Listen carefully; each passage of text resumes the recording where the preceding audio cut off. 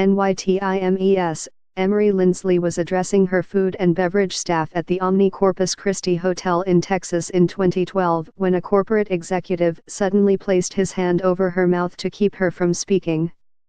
The executive then began commenting on the appearance of a woman on Lindsley's staff, even asking if the staff member had a steady relationship with her boyfriend, Lindsley recalled. As she had been taught at the company's annual, and mandatory, anti-harassment training, Lindsley reported the executive's actions to her Human Resources Department.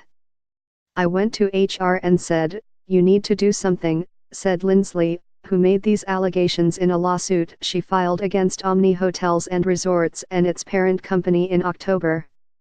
"I was embarrassed and humiliated about how he had treated me in front of my team. But she ignored me," Lindsley said in an interview. "She didn't even write it down. She didn't seem to take it serious at all." Lindsley's experience illustrates the complicated role that human resources departments play in harassment cases.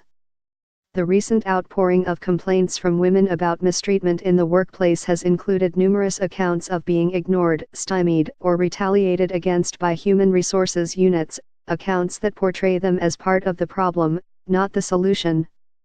The lack of trust manifests itself as a self-perpetuating quandary. Women are hesitant to approach human resources departments, and those departments cite the absence of complaints as proof of a respectful workplace.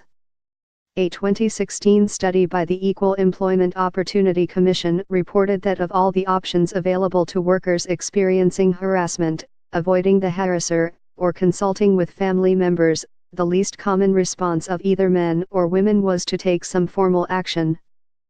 Experts point to several contributing factors. Human resources departments, while officially responsible for fielding employee complaints, also work for a company that faces potential liability, an inherent conflict of interest.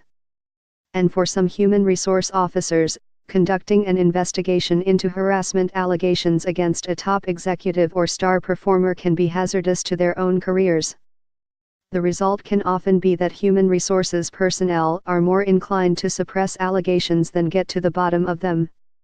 HR's client is the company, which means that HR is supposed to protect the company's interests, Cynthia Calvert, a discrimination lawyer and senior advisor to the Center for Work-Life Law in San Francisco, said in an email. Uber engineer Susan Fowler said she had seen that calculus play out firsthand when she reported inappropriate messages from her manager to Human Resources. The individual was deemed a high performer and received only a warning about his behavior, Fowler wrote in a blog post about her experience. At best, human resources officials may be caught in a thankless bind.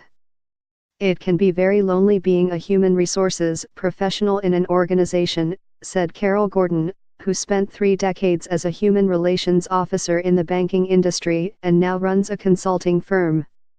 It can be very isolating and very dangerous when you get into politics and harassment situations in the workplace.